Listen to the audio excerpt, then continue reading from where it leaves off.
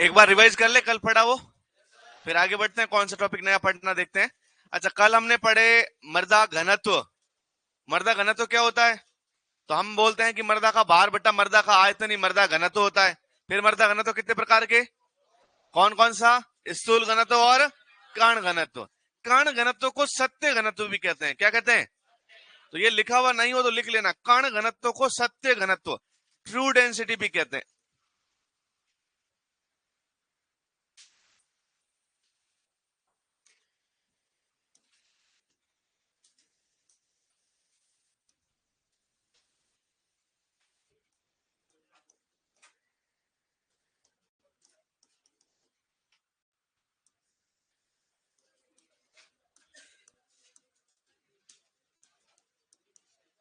अच्छा, एक बात और ध्यान रखना, कण घनत्व और स्थूल घनत्व में से अपने एग्रीकल्चर के लिए ज्यादा इंपॉर्टेंट कौन सा है? क्यों भाई? क्योंकि स्थूल घनत्व में हम किसको इंक्लूड करते हैं? रंध्र अवकाशों को। और रंध्र अवकाश जो होते हैं वो एग्रीकल्चर में बड़े इंपॉर्टेंट है, तो याद रखना।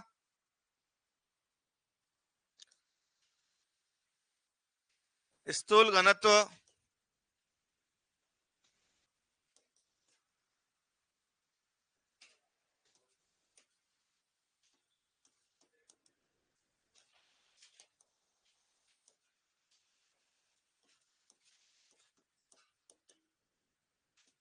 प्लांट और एग्रीकल्चर के लिए स्थूल घनत्व की जानकारी होना ज्यादा इंपॉर्टेंट है।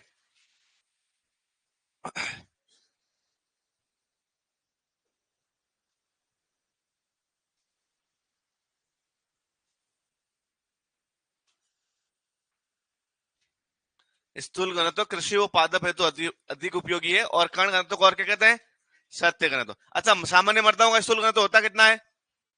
1.33 ग्राम पर सेंटीमीटर क्यूब। और कण घनत्व? अच्छा, क्या कार्बनिक पदार्थ स्थूल घनत्व को अफेक्ट करते हैं क्या? कैसे करेंगे? कार्बनिक पदार्थ बढ़ेंगे तो स्थूल घनत्व, और क्या कण घनत्व को भी अफेक्ट करते हैं क्या? नहीं करते? करते हैं ना, कण घनत्व को भी। कण घनत्व को क्या करते हैं? लेकिन रंध्र अवकाश दोनों को अफेक्ट स्थूल को तो करते हैं, लेकिन कण घनत्व को करते नहीं है, ये पढ़ा था। अच्छा, कल हमने एक और बात पढ़ी, मृदा वायु। अच्छा बताओ, मृदा के अंदर कार्बन डाइऑक्साइड कितनी होती है? 0.0। अच्छा, और वायुमंडल में? दोनों में अंतर कितना है? 8 से 10 गुना है। अच्छा, मृदा ताप में हमने पढ़ा था विशिष्ट ऊर्जा या उष्मा। विशिष्ट उष्मा क्या होती है? किसी भी पदार्थ के 1 ग्राम भार का यदि 1 डिग्री सेल्सियस टेम्परेचर बढ़ाना है तो उसके लिए आवश्यक ऊर्जा क्या कहलाती है? विशिष्ट उष्मा। मृदा और जल में से किसकी ज्यादा होती है? जल की। कितनी होती है? और मृदा की कितनी होती है? आज हेडिंग लगाइए, मृदा रंग, सोइल कलर। मृदा तेरे रंग अनेक, बहुत सारे रंगों की आपने मिट्टी देखी होगी। अच्छा, देखिए क्या आपने मिट्टी अलग अलग रंगों की देखी है क्या? एक दो रंग की तो देखी होगी? नहीं? अरे मिट्टी के रंग देखे कि नहीं देखे?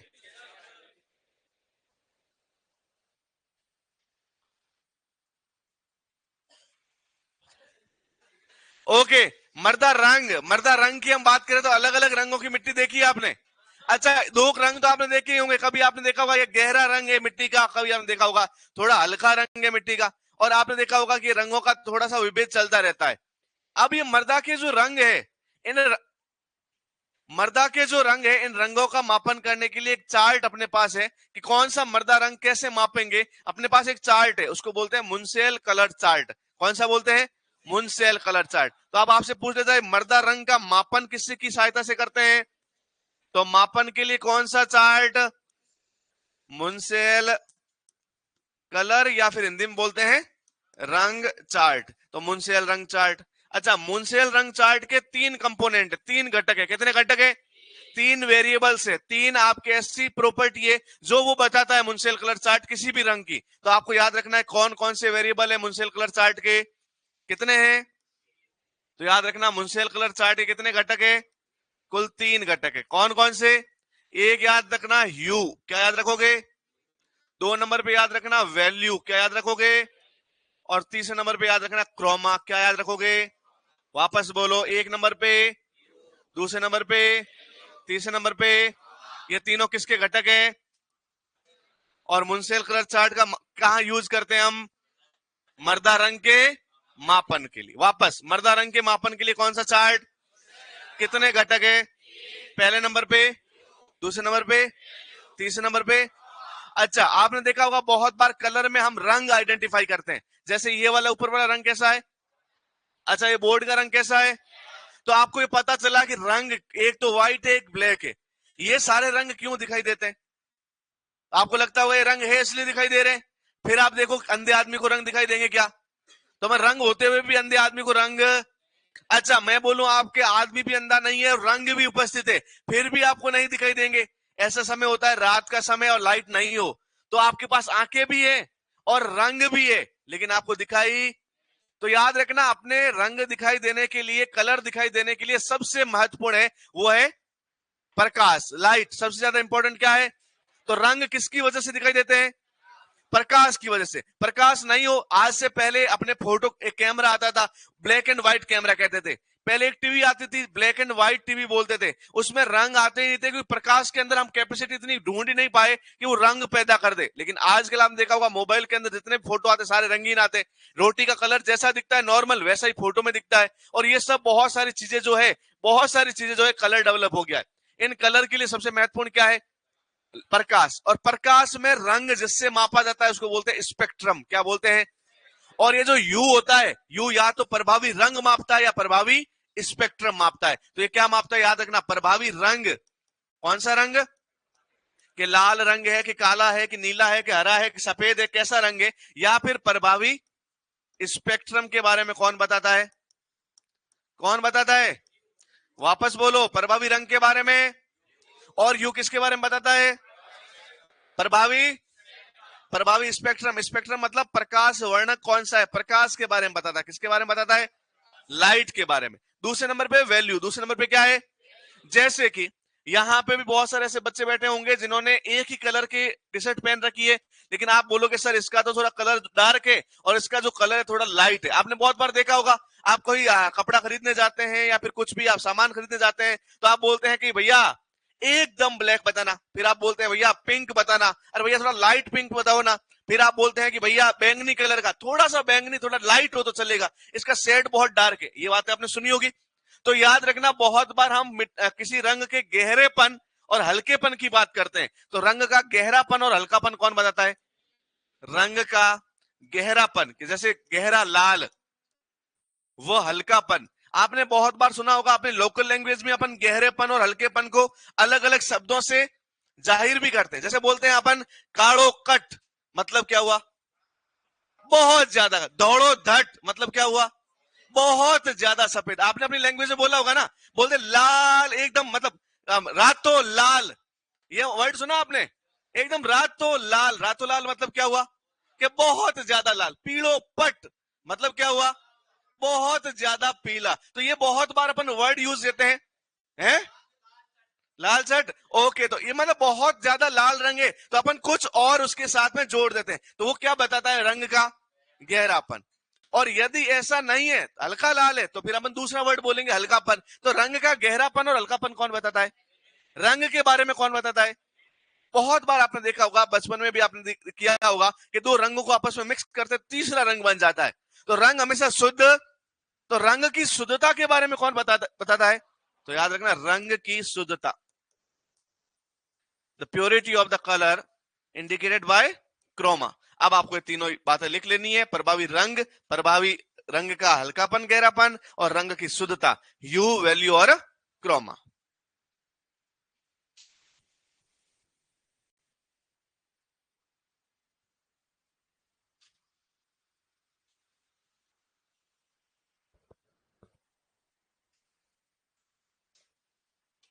लिख लिया?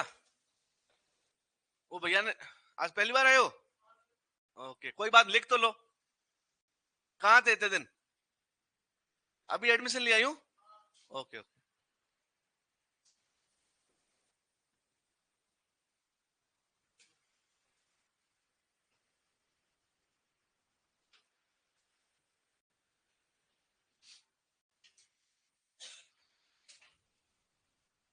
फिर भी लिख लो, कोई नहीं।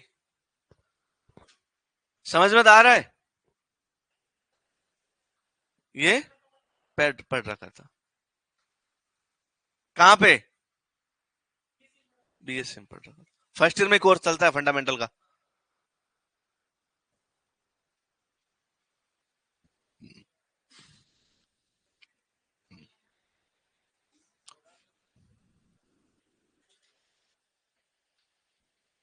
लिख लिया क्या? Yes sir. No sir.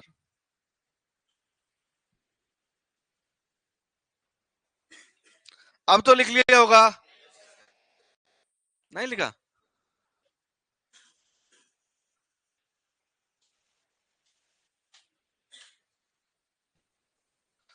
बोले सर फर्स्ट पॉइंट क्या लिखा समझ में नहीं आ रहा है, तो मैं बताता हूं। ये ह है आधा और यू है पूरा।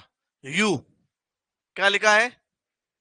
आधा ह है और पूरा य है, और नीचे ऊ की मात्रा यू। इंग्लिश में लिखते हैं HUE, यू। ये वाला लिखा हुआ है। अब तो लिख लिया। मर्दा की नमी को नमी मापी से मापते हैं, तनाव मापी से मापते हैं, ग्रेविमेट्रिक मेथड से मापते हैं, 40 और मेथड है, बहुत सारे मेथड है। अभी नमी पढ़ाया नहीं ना, तो सब्र रखो, वो सारा पढ़ाएंगे, इतना पढ़ाएंगे तुम कंफ्यूज जाओगे। ओके, लिख लिया। अभी तक जो पढ़ा है उसमें कोई डाउट है? तो फिर आगे वाले डाउट तो आगे सॉल्व करते रहेंगे। अब सारे डाउट आज सॉल्व कर देंगे तो कल क्लास कौन देगा मुझे? नहीं भाई, घर चलाना है, ऐसे क्या कर रहे हो तुम लोग? ओके, अब आपको क्या क्या समझ में आया? Hue, value, chroma. अच्छा, अलग अलग रंगों की मिट्टी देखी है क्या आपने? कुछ एक दो मिट्टी का रंग बता दो कि सर ऐसी मिट्टी हमने देखी थी, उसका रंग ऐसा। वाह क्या बात है, काली मिट्टी का रंग भी कैसा? अच्छा, ऐसी कोई और मिट्टी है जिसका नाम तो काली मिट्टी नहीं है लेकिन रंग उसका काला है? बिल्कुल, कार्बनिक मृदा है। कौन सी मृदा है?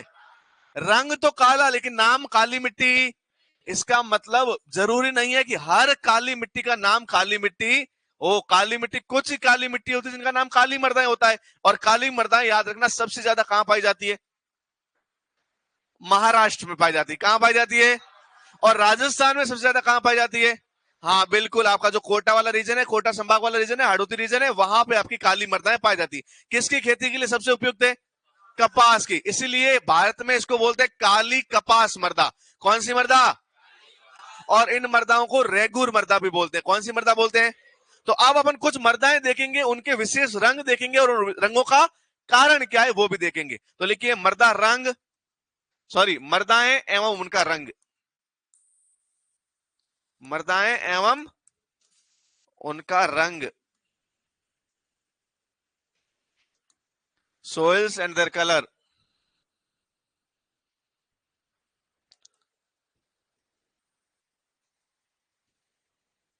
एक मृदा है लवणीय मृदा। कौन सी मृदा है? लवणीय। ये आगे जाके पढ़ेंगे हम, सेलाइन सोइल बोलते हैं इसको। कौन सी सोइल बोलते हैं?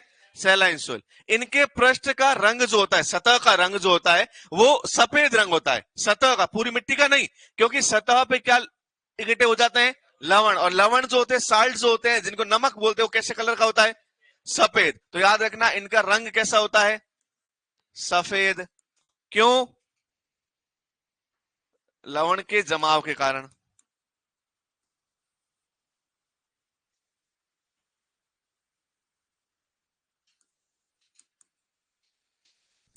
ओके, एक मिट्टी है जिसका नाम है कार्बनिक मृदा। कौन सी मृदा? कार्बनिक मृदा में कार्बनिक पदार्थ कितना होता है?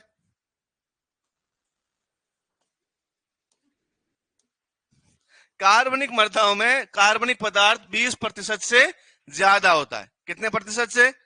कार्बनिक मृदाओं में कार्बनिक पदार्थ 20% से ज्यादा होता है। और ऐसी मृदाओं का रंग होता है काला रंग। कैसा रंग होता है? काला, ब्लैक रंग होता है। अच्छा, ब्लैक कलर किसकी वजह से होता है? तो याद रखना कार्बनिक पदार्थों की वजह से। किसके कारण होता है? क्योंकि कार्बनिक पदार्थ भी मैंने आपको पढ़ाए थे किस रंग के होते हैं। ओके, अब आगे हम बात करते हैं। एक मृदा होती है जिसको हम बोलते हैं काली मृदाएं। कौन सी मृदाएं? 3 नंबर पे एक मर्दा याद रखना, काली मर्दा। काली मर्दा को इंग्लिश में बोलते हैं ब्लैक सोइल्स। कौन सी सोइल्स? इसका एक और नाम है, याद रखना, रेगुर। कौन सी मर्दा? अब मुझे बताओ इसका रंग भी कैसा होगा? काला रंग ही होगा। लेकिन ये जो रंग काला है, ये याद रखना कार्बनिक पदार्थों की वजह से नहीं है, ये एक मिनरल की वजह से। नाम है टाइटेनीफेरस। टाइटेनीफेरस मैग्नेटाइट।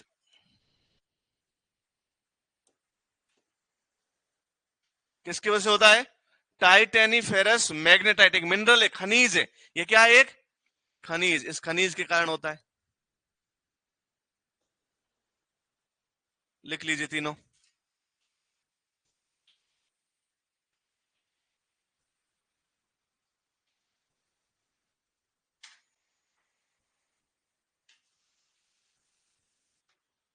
लिख दिया? वापस देखो, लवणीय मृदा का रंग कैसा? किस कारण से? ओके। कार्बनिक मृदाओं का रंग कैसा? किसकी वजह से?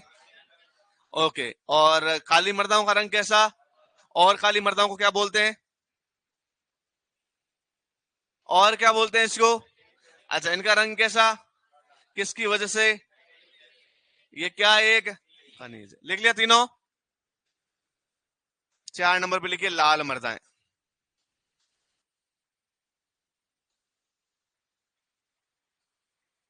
लाल पेन से लिखो लाल मृदाएं।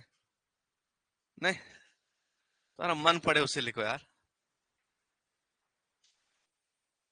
फिर दिक्कत होगी जब सफेद मर्दा लिखोगे। तो लिखो ही मत कुछ, समझ जाओ ऐसी मर्दा है। लिख लिया? 4 नंबर पे लिखो, ये तो लिख लिया होगा ना? कौन लिख रहा है अभी तक? 4 नंबर पे लिखो लाल मर्दाएं, रेड सोइल। कौन सी सोइल? लाल मर्दाएं। रंग कैसा होगा? लाल रंग होगा। अच्छा, लाल रंग किसके कारण होगा? लाल रंग का कारण क्या है? तो याद रखना, लाल रंग का कारण है आयरन के ऑक्साइड्स। आयरन के, आयरन जानते हैं किसको बोलते हैं? आयरन, लोहे को, आयरन फेरम, इसके ऑक्साइड। और ऑक्साइड में एक एग्जांपल याद रखना, हेमेटाइट। क्या याद रखोगे? हेमेटाइट आयरन का ऑक्साइड है, और ये भी क्या याद रखना? खनिज है। क्या है? तो इस खनिज के कारण मिट्टी का रंग कैसा होता है?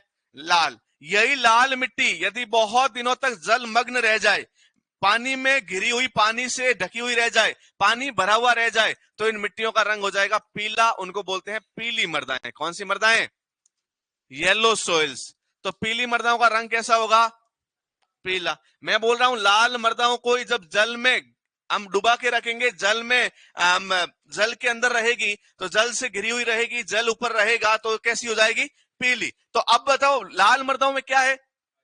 तो अब जल से घिरी रहेगी तो आयरन के क्या बन जाएंगे? हाइड्रोक्साइड। क्या बन जाएंगे? तो याद रखना, आयरन के हाइड्रोक्साइड की वजह से कैसी हो जाती है मिट्टी? कैसी हो जाती है? तो आयरन का हाइड्रोक्साइड भी क्या है? खनिज है। अच्छा, उदाहरण याद रखना, लिमोनाइट। कौन सा नाइट? लिमोनाइट नाम का एक खनिज है, इसकी वजह से मिट्टी कैसी हो जाती है? पीले रंग की। कैसे रंग की हो जाती है? पीले। आपने बालू मर्दाएं या बलुई मर्दाएं देखी होगी, कैसे रंग की होती है बताओ? हाँ बिल्कुल, हल्की भूरे रंग की होती है। हल्के भूरे रंग की, ज्यादा गहरा भूरा नहीं होता, हल्के भूरे रंग की। हल्का भूरा रंग क्यों होता है? तो याद रखना, सिलिका के कारण।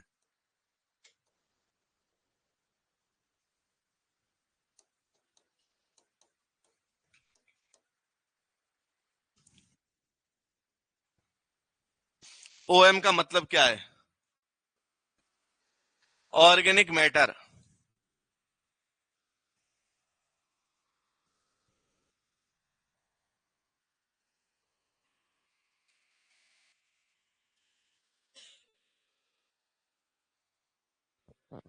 होली की होली के वेकेशंस कब होंगे या हॉलीडेज कब होंगे, इनके लिए आपको मैनेजमेंट को कॉल करके ही पूछना पड़ेगा। मेरे पास इसकी कोई इंफॉर्मेशन नहीं है। तुम्हारे पास है? Well done. नहीं है तो अभी मुझसे नहीं। मुझे सोइल के वो क्वेश्चन जो आज तक पढ़ाए हैं, क्योंकि मुझे उतना ही आता है, तुम कल जो पढ़ाऊंगा उसका भी मुझे अभी पता। आज जाऊंगा शाम को, किताबें खोलूंगा, रटूंगा, पुराने क्लास के वीडियो देखूंगा, रट के वापस आऊंगा, तब जाके मेरा काम चलेगा कल का। तो प्लीज आज तक जो पढ़ा है उसमें से कोई क्वेश्चन पूछ सकता है। अच्छा, उसमें भी हार्ड लेवल का क्वेश्चन पूछ लोगे तुम? हाँ, नहीं आता, समझ रहे हैं? तो प्लीज मेरी इज्जत आपके हाथों में है, तो बचा के रखना। और ज्यादा ऐसे ऐसे वैसे क्वेश्चन टेस्ट लेने के हिसाब से मत पूछना। तुम्हें लगता है कि मैं भी सुपरवाइजर की तैयारी कर रहा हूं तो मुझे सब आता होगा? नहीं, मैंने छोड़ दिया, अब मैं पशु परीक्षक की तैयारी कर रहा हूं, जो भी नेक्स्ट आएगा उसके लिए। ओके, लिख लिया ये? लिख लिया? ओके। अब हम आगे बात करते हैं, मृदा रंग हो गया, नेक्स्ट लिखिए मृदा जल। कौन सी प्रॉपर्टी लिखेंगे? मृदा जल। ये मृदा का लास्ट भौतिक गुणधर्म है। कितने नंबर पे? 9 नंबर पे। लिख लीजिए 9 नंबर पे मृदा जल, सोइल वाटर। 7 नंबर पे है क्या? गिन लेते हैं वापस। मृदा कण, कणाकार संरचना, घनत्व, रंध्र अवकाश, मृदा के बाद मृदा वायु, मृदा ताप, मृदा रंग और मृदा जल। 9 नंबर पे है। कितने नंबर पे है? 9। 7 वालों ने 2 जो है वो मिस कर लिए कहीं, तो लिखिए मृदा जल। अच्छा, मृदा जल क्या होता है? मृदा के रंध्रों में पाए जाने वाला क्या कहलाएगा? मृदा। तो लिखिए मृदा रंध्रों में पाए जाने वाला जल मृदा जल कहलाता है।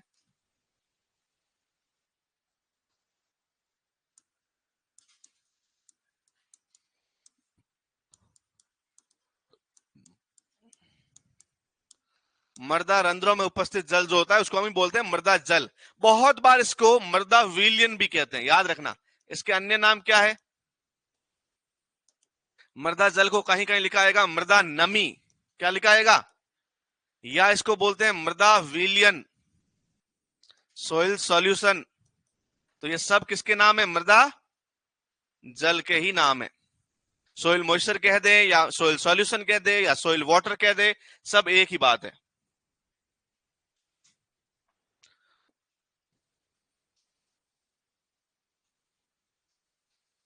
लिख लिया? मृदा जल, सोइल वाटर, मृदा रंध्रों में उपस्थित जल, इसके अन्य नाम है मृदा नमी और मृदा विलियन, soil solution and soil moisture. तो यदि मॉइस्चर की बात करें, सॉल्यूशन की बात करें या वाटर की बात करें, तीनों बातें एक ही है। वो बता क्या रहा है? जल बता रहा है। कहां है? रंध्रों में। किसके रंध्रों में? मिट्टी के रंध्रों में। मिट्टी के रंध्र होते कितने आइडियली? 50%। उसमें से 25 में जल और 25 में वायु होना चाहिए, लेकिन बहुत बारिश आ गई तो 50 पूरे में भी क्या हो सकता है? जल। अच्छा, बहुत ज्यादा तापमान पड़ा, बहुत ज्यादा इवोपरेशन हुआ, पूरी मिट्टी सूख गई तो 50 में क्या हो सकता है? वायु। जल पूरा क्या हो जाएगा? खाली हो जाएगा, सूख जाएगा। लिख लिया ये? सबने लिख लिया?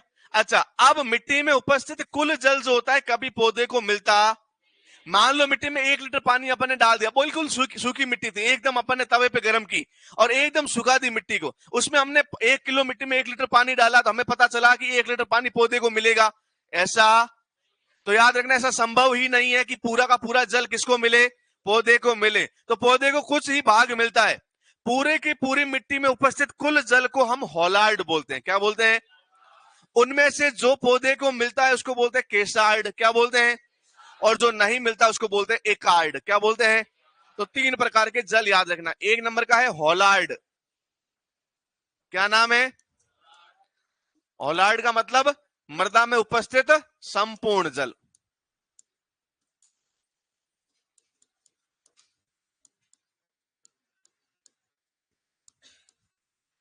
मृदा में उपस्थित संपूर्ण जल। अच्छा, दूसरे नंबर पे है केशार्ड। इसका मतलब क्या है? पादप को उपलब्ध जल।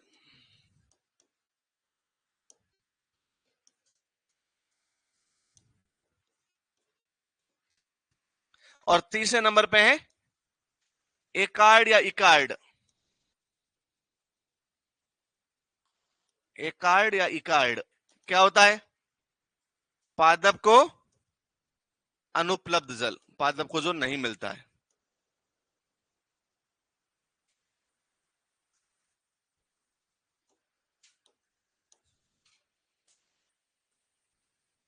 तो मैं ऐसे कह सकता हूं एकार्ड प्लस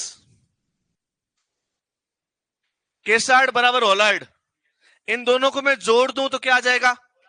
होलार्ड में से केसार्ड निकालूं तो, होलार्ड में से एकार्ड निकालूं तो, ओके।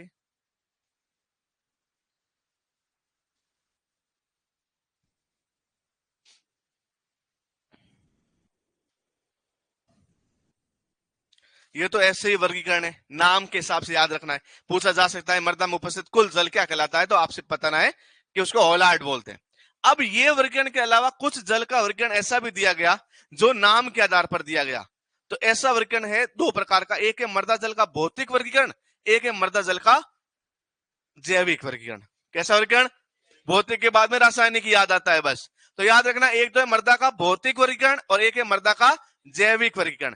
पहले नंबर पे लिखिए मृदा जल का भौतिक वर्गीकरण।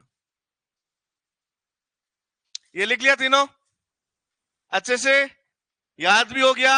संपूर्ण जल, उपलब्ध जल, अनुपलब्ध जल। लिखिए मृदा जल का सॉइल वाटर का भौतिक वर्गीकरण, physical classification of soil water.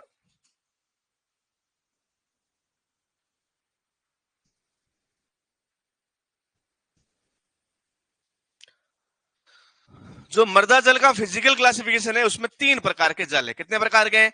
तो आपसे पूछ लिया जाए कितने प्रकार के जल है, तो 3 प्रकार का वर्गीकरण है। कितने प्रकार का है? 3 प्रकार। आपसे पूछ लिया जाए तीनों का नाम, तो पहले नाम याद कर लो। पहले नंबर पे एक जल है, फिर दूसरे, फिर तीसरे। पहले नंबर पे है गुरुत्वीय जल। कौन सा जल? कौन सा जल भैया? गुरुत्वीय जल को इंग्लिश में क्या बोलते हैं? Gravitational water. कौन सा वाटर? कौन सा वाटर? दूसरे नंबर पे एक जल है जिसको हम बोलते हैं केशीय जल। कौन सा जल? केशीय जल को इंग्लिश में बोलते हैं कैपिलरी वाटर। कौन सा वाटर? Capillary water. तीसरे नंबर का एक जल है जिसको बोलते हैं आर्द्रता ग्राही जल। कौन सा ग्राही? आर्द्रता ग्राही जल। इंग्लिश में क्या बोलते हैं? Hygroscopic water. ये लिख लीजिए। फिर तीनों प्रकार के जल थोड़े समझ लेते हैं, फिर इसके अंदर भी कहानी लिख लेंगे इनकी। तीनों नाम याद करो पहले तो। कौन सा जल, दूसरे नंबर पे, और तीसरे नंबर पे?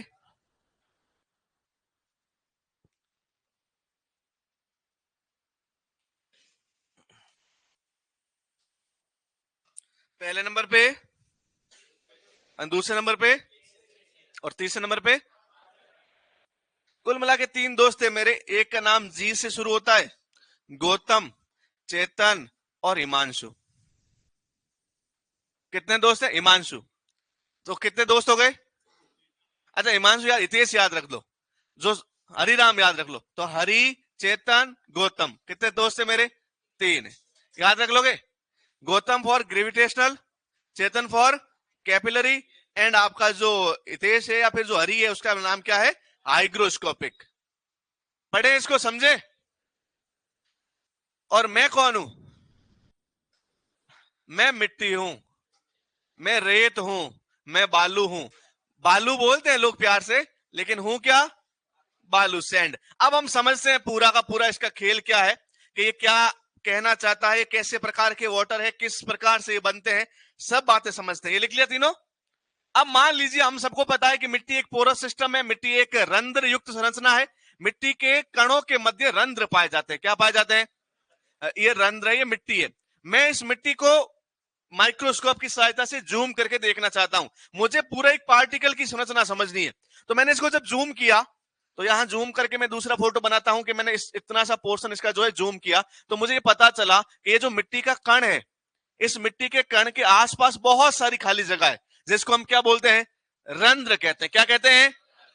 जिसको हम बोलते हैं रंध्र। इस मिट्टी के अंदर एक गुण पाया जाता है जिसको हम बोलते हैं ससंजन आसंजन का गुण। कौन सा?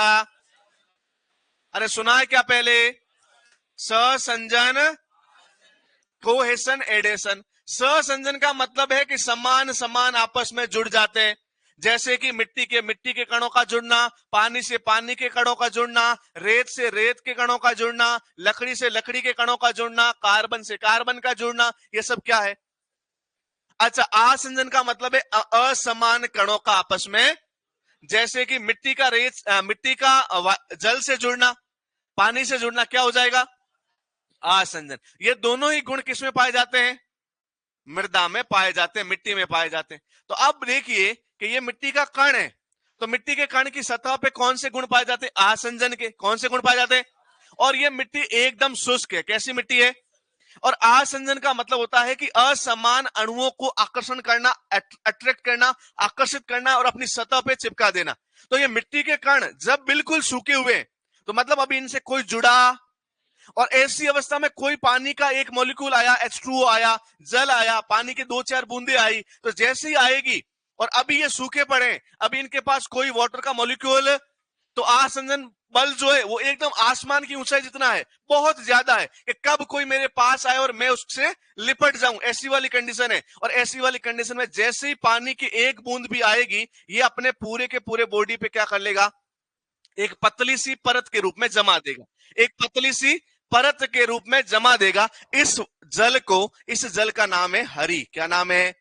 हाइग्रोस्कोपिक। आर्द्रता ग्राही। कौन सा ग्राही? मतलब इनमें पानी की बूंदे भी आवश्यक नहीं है। ये जल वो जल है जो वायुमंडल की नमी के रूप में मिट्टी ने क्या कर लिया है? सौंख लिया है। तो वो जो एक पतली सी झिल्ली के रूप में मिट्टी के कण के चारों ओर रहेगा, उसको हम बोलते हैं आर्द्रता ग्राही। कौन सा जल? कौन सा जल? अब हमने इरिगेशन देना शुरू किया, सिंचाई देना शुरू किया, तो पानी की मात्रा थोड़ी ज्यादा आई, 10, 15, 20, 25, 30, 40 बूंदे आ गई। ऐसी कंडीशन के अंदर कुछ पानी जो है वो इसके चारों ओर और आ जाएगा। लेकिन मैं इधर बात करूं तो इधर आप देखना, एक सबसे पहले लेयर आई, ये वाला कौन सा जल? हाइग्रोस्कोपिक को हिंदी में क्या बोलते हैं? तो ये आर्द्रताग्राही जल आ गया। अच्छा, आर्द्रताग्राही जल के बाद में एक जल आया जो इसके बाद में जुड़ा। कौन सा जल? कौन सा जल? केशीय जल। अब आपको ऐसा नहीं लग रहा कि केशीय जल कहां बैठा है? रंध्रों में। कहां बैठा है? तो जो रंध्रों में जल रहता है उसको कौन सा बोलते हैं? केशीय जल। अब रंध्र कितने प्रकार के? एक छोटे और एक, मान लीजिए कोई बड़े रंध्र है, कोई क्या है? बड़े रंध्र है। तो बड़े रंध्र में सबसे पहले कौन सा जल आएगा? ये कौन सा जल आएगा? आर्द्रताग्राही। फिर कौन सा जल आएगा? उसके बाद में भी हमने जल और दिया, तो जल इनके बीच में आएगा। अब ये ना इससे जुड़ा हुआ है ना इससे, तो ये फ्री है। तो फ्री है तो कहां चला जाएगा? नीचे कौन सा बल लग रहा है? कौन सा बल लग रहा है? तो मृदा जल का वह भाग जो गुरुत्वाकर्षण के साथ चला जाता है, क्या कहलाता है? जो रंध्रों के अंदर पाया जाता है, क्या कहलाता है?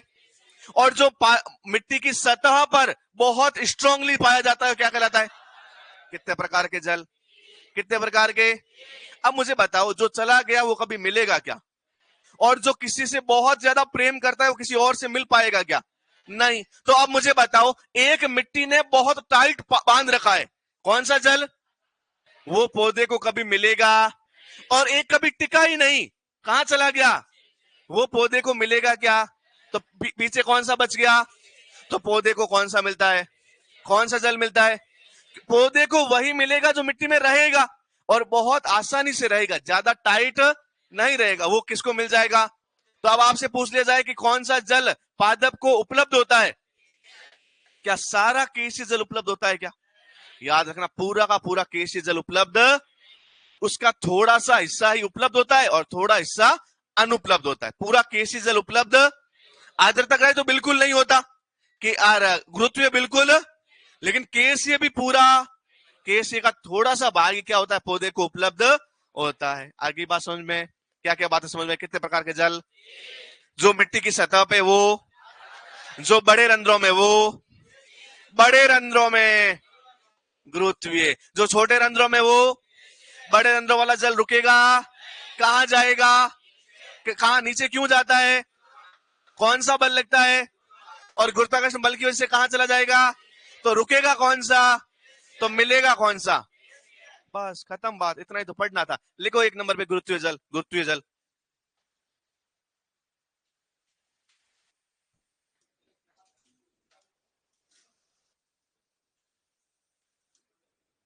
गुरुत्वीय जल, नाम से ही पता चल रहा ना, ऐसा जल जो गुरुत्वाकर्षण बल की वजह से मिट्टी में नहीं रहा, चला गया। कहां चला गया? बिल्कुल।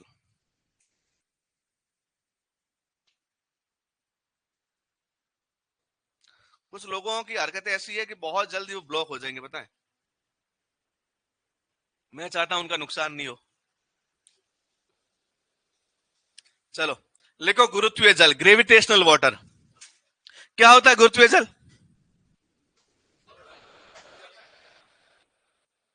मृदा जल का वह भाग जो गुरुत्वाकर्षण बल के साथ में कहां चला जाता है? मृदा से बाहर चला जाता है। कौन सा वाटर कहलाता है? पौधे को उपलब्ध कभी भी नहीं होगा। ओके, तो लिखिए, वह मृदा जल जो गुरुत्वाकर्षण बल के कारण मृदा से बह जाता है।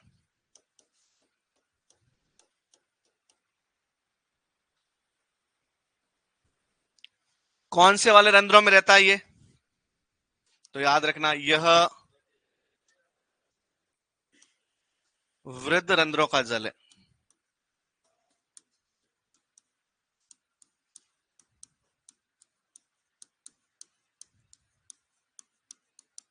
पादप को उपलब्ध नहीं होता।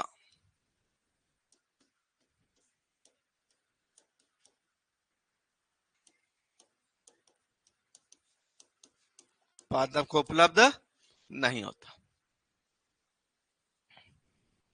अच्छा, कोई चला जाता है मतलब उसको बांध नहीं रखा, मतलब उसके ऊपर बल बिल्कुल कम लग रहा है। बिल्कुल क्या लग रहा है?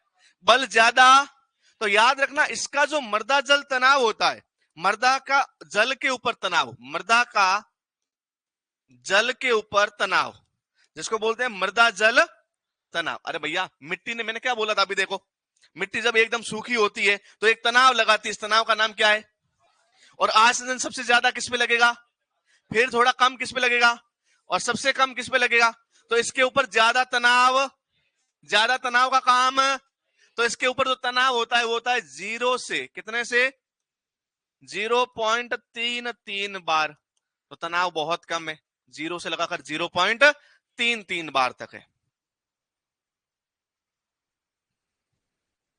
और बेटा आपसे कभी पूछ लिया जाए मृदा जल तनाव की जगह एक शब्द आ जाए विभव, क्या आ जाए? तो याद रखना ये आंसर हो जाएगा 0 से -0.33 बार। तनाव आए तो प्लस में, और विभव आ जाए तो, सुनना वापस, तनाव आए तो और विभव आ जाए तो एक बात आपको जिंदगी भर याद रखनी है कि तनाव विभव का ऋणात्मक होता है। अब बहुत सारे बच्चे बोलेंगे सर गलत लिख दिया, विभव तनाव का ऋणात्मक होता है। दोनों बात एक ही है। अरे दोनों बात क्या है? अरे किसी ऋणात्मक चीज का ऋणात्मक क्या हो जाएगा? धनात्मक हो जाएगा। किसी ऋणात्मक चीज का ऋणात्मक क्या हो जाएगा? और किसी धनात्मक चीज का ऋणात्मक क्या हो जाएगा? ऋणात्मक। तो ये बात ध्यान रखना, विभव का तनाव ऋणात्मक, तनाव का विभव ऋणात्मक। विभव हमेशा माइनस में होता है, विभव हमेशा किस में होता है? और तनाव हमेशा किस में होता है? तो ये लिख लेना कि विभव हमेशा माइनस में होगा। मृदा जल विभव हमेशा क्या होगा? ऋणात्मक होगा। क्या होगा? ऋणात्मक।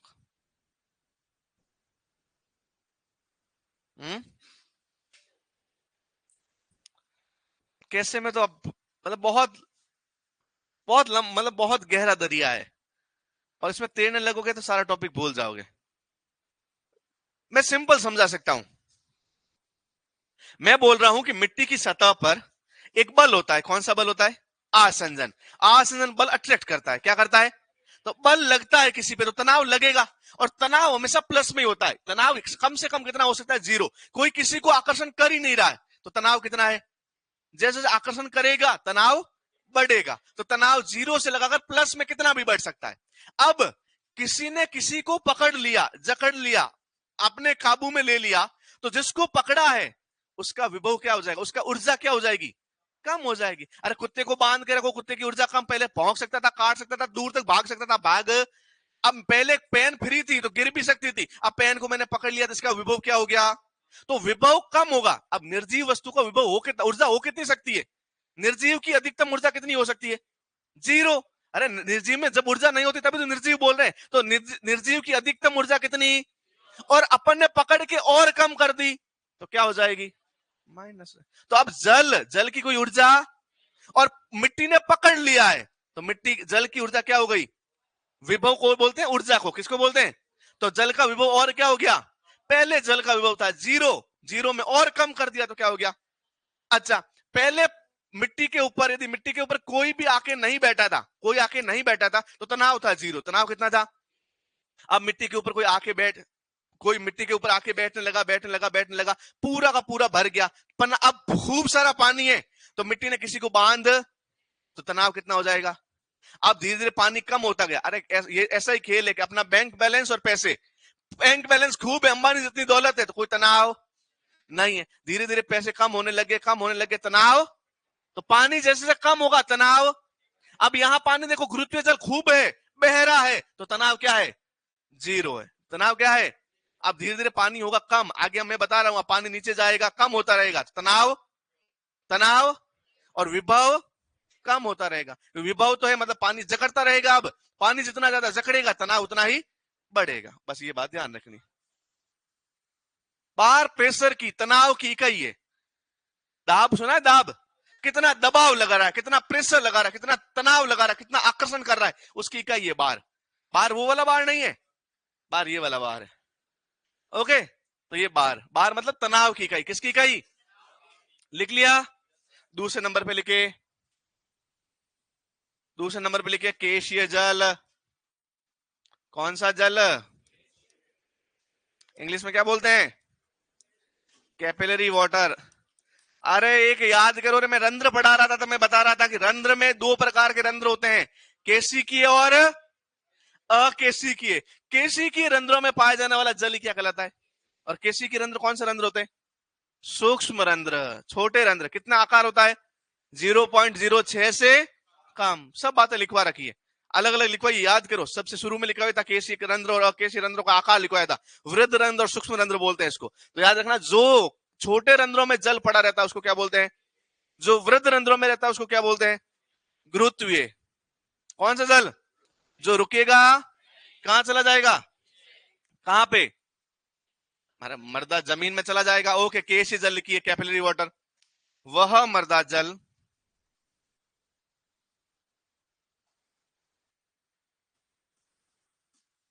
जो मृदा के सूक्ष्म रंध्रों में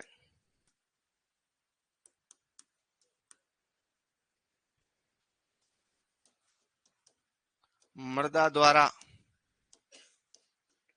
धारित रहता है। धारित मतलब रुका हुआ, मृदा द्वारा धारित मतलब मृदा द्वारा रुका हुआ रहता है। कौन सा जल कहलाता है? केशीय जल।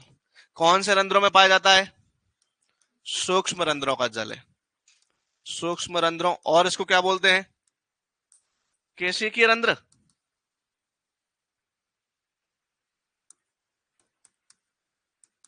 केशिकीय रंध्रों में।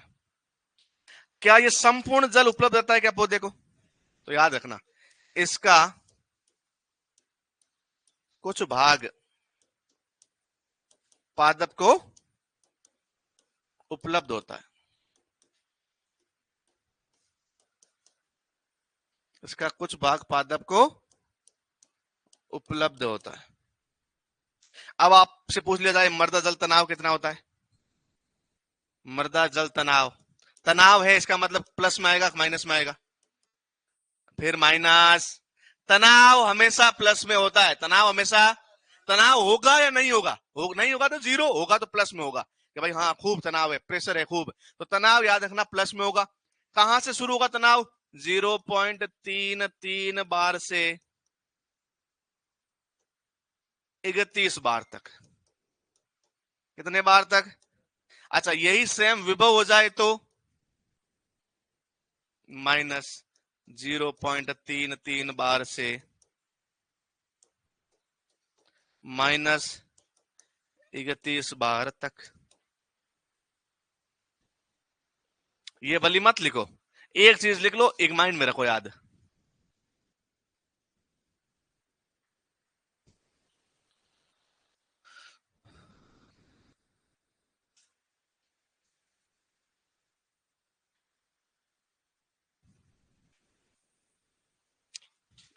अच्छा, इस तनाव की इकाई क्या क्या होती है देखो, बार होती है, एटमॉस्फेयर होती है, पास्कल होती है, मेगा पास्कल होती है, किलो पास्कल होती है, डाइंस पर सेंटीमीटर स्क्वायर होती है, डाइंस पर सेंटीमीटर स्क्वायर, न्यूटन पर मीटर स्क्वायर होती है। तो न जाने कितनी इकाइयां हैं, इकाइयों के चक्कर में पढ़ोगे तो कोर्स कभी पूरा होगा ही नहीं। तो एक इकाई याद करो और उसको याद करके रट लो, काम खत्म हो जाएगा। समझ में आ गया? आवाज आ रही है? लास्ट क्या बोला मैंने? मैं के बहुत सारी इकाइयां हैं, इकाइयों के भरोसे दहाइयों सैकड़ों हजारों लाखों के भरोसे रहना है, इकाइयों के भरोसे। ओके।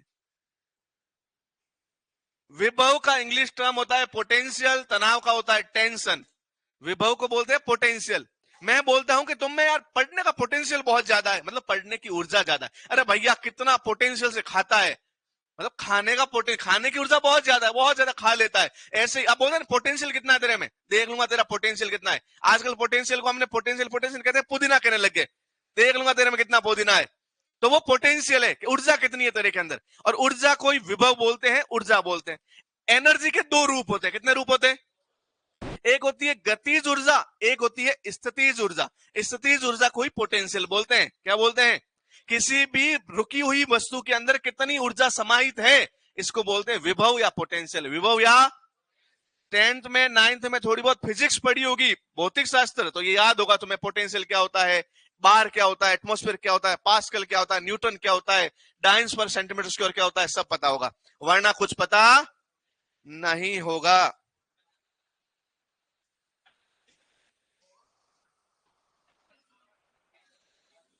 हाँ, मर्दा जल तनाव, मिट्टी के कणों के तनाव जल पे कितना लग रहा है उसकी वजह से।